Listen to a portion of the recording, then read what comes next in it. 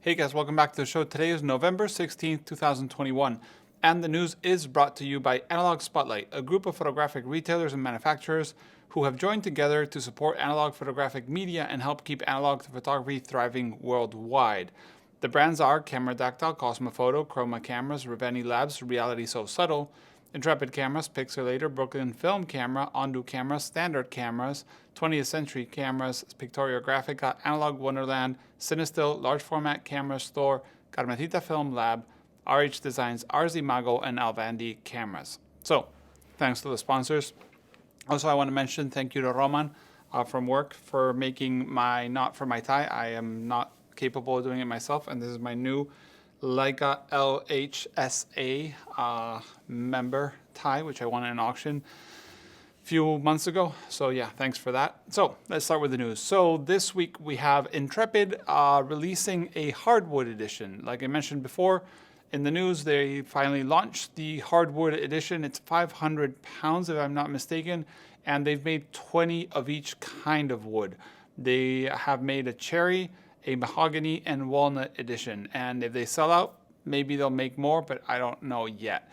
One thing to mention is the hardware is still the same. So the change in the wood is basically the frame and the structure of the camera. The hardware that you're using, the knobs, all that is exactly the same as the other versions. So it will be more the looks than the use of the camera will change. Okay.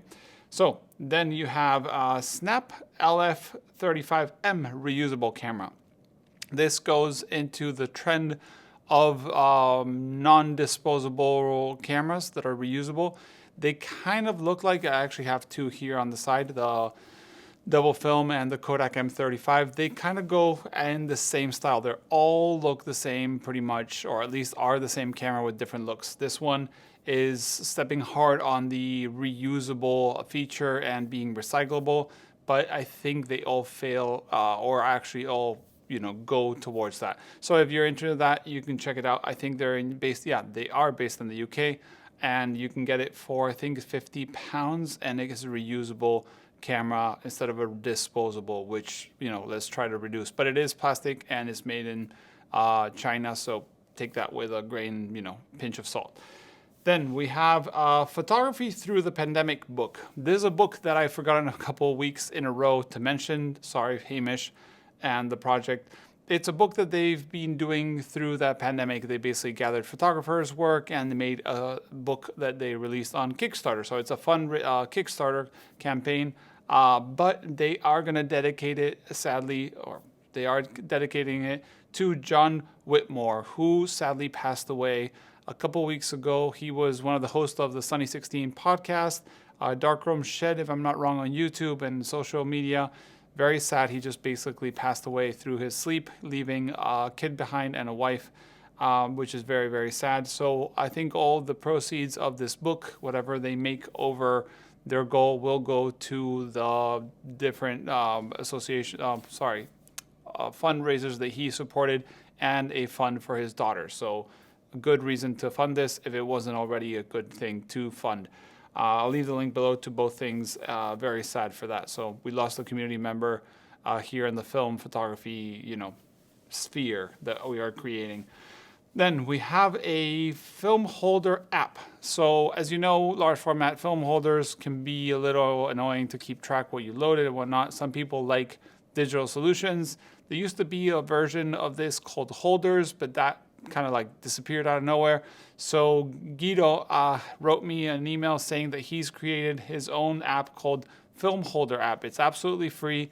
He's going to be doing updates, and you can use it as basically a film holder app where you can take notes on what film you're shooting, film stock, and so on. And it's pretty cool. It is so far only available, as I can see, for Apple. I don't know if it's available for Android system, but just in case you guys are iOS users, you can get that app for keeping track of your large format film holders. Then TT Artisans has released what to me is the most exciting lens of them all, the 28mm f5.6. This is very much inspired heavily on the Sumeron from Leica 2.8 centimeters. Now the new version is the 28mm f5.6, which I actually picked up recently. It's a very, very small profile lens. Not very bright. It's a f5.6 maximum aperture. But if you're like me and you like kind of a point and shooty lens with no need for a lot of light, because I push all my film to 1600. I got Tri-X on 1600 here on this camera right now. This might be a lens for you. And there's no price yet, but there's only pictures of the lens. Does look pretty good. If you ask me, they are very heavily inspired, like I said, by the Leica Sumeron. And I hope they make a black version, because the Leica Sumeron black is very, very limited and very expensive. And hopefully rendering, it'll be pretty decent for the price. Then we have Voigtlander with a color Skopar 21mm vintage line f3.5 version 2. So as you know, the 21mm vintage line dropped in Photokina 2018. I actually have some exclusive footage that I never posted. And this is the second version. It's already available to pre-order or actually order online. So if you are a 21mm wide angle lover and you like the vintage line from Voigtlander, you can order that now.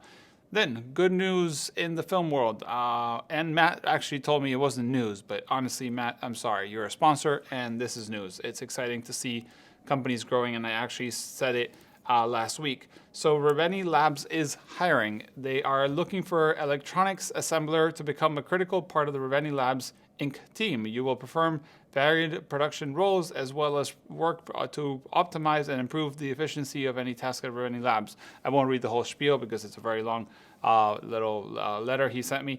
But basically, if you live in Canada or you can move to Canada and you want to work with Matt from Reveni, which I found to be extremely nice and positive and, you know, how do you say it, like inventive in his way, creative, you can go ahead and apply. It's pretty cool what Reveni is doing, and like I said, wouldn't be a bad job for anyone that's in the film world. Then we have sad news on the other side. We have Wet Plate Supplies is closing. Wet Plate Supplies is a website that provides all kinds of things for wet plates, obviously, but they've been having a lot of trouble during the pandemic to keep stock of certain products, chemicals, and so on. So it seems the person taking care of it has had to double down on a separate job and now basically can't run the website any longer. So he's closing it. He has mentioned online that he is looking for someone that might want to take it over, but it seems that if nobody does, it will be closing very soon. That's very sad news because, as we all know, wet plate is something a lot of people are interested in nowadays, with large format being a bit more democratized in a way. So yeah, basically sad news. Then we have PPP Repairs with another of his spare parts remanufacturer. So he's making an XA Olympus XA brass or copper shutter button, which is mostly aesthetical, but it's pretty cool that he's making these. I'll leave the link to him below, but it's kind of cool to see something like that. You know, we make spares here at work, and I say we because I work at Camera Rescue, and making parts and spares and so on is going to be very important in the future, but that's totally out of subject here. So then we have Lomography. Lomography simple use reloadable camera, and this camera is basically a reusable disposable. So it absolutely looks like a disposable camera. It's called the Lomochrome Purple Saturday Edition. It has the longest name ever. It's the Simple Use Reloadable Film Camera Lomochrome's Purple Saturday Edition. Or if I did the letters, it would be impossible to say. What's cool about this camera? This is a disposable, but not disposable. So it's a disposable reusable, which looks like a disposable. It's reusable. It has flash. It has filters for the flash. So you have yellow, cyan, and magenta. It has Lomo purple inside, and its cost is €29.90. I don't know in dollars because that's what they show me here. but you can reuse it. And like I said, it comes with Lomo Purple, 1 roll, which is a pretty good deal, and reusable. So if you compare to other cameras that are reusable, it's pretty cheap. And of course, can't expect the biggest quality. These cameras have plastic elements and so on, but it's fun. It's a Saturday edition. So take it out to the party, shoot some Lomo Purple, so on. So that is basically coming from Lomography. It's already available at the store. So that's the news for this week. As always, thanks you for everybody for watching, the sponsors for keeping this open to everybody. You can send any information to the email below, and see you next week. Bye.